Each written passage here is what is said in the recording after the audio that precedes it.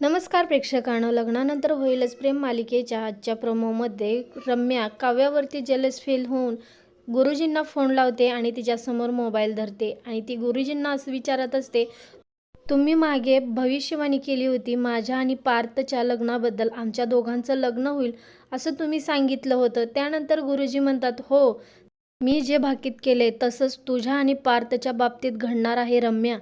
तर इकडे जीवा मात्र नंदिनीला इम्प्रेस करून करून थकला आहे बिचारा.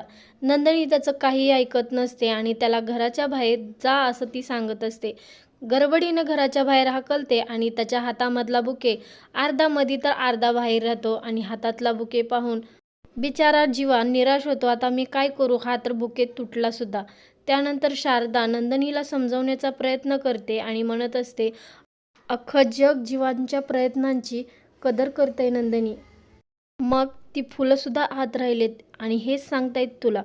जीवाच्या असंख्य प्रयत्नांमुळे नंदिनीच्या मनामध्ये प्रेम निर्माण होणार का?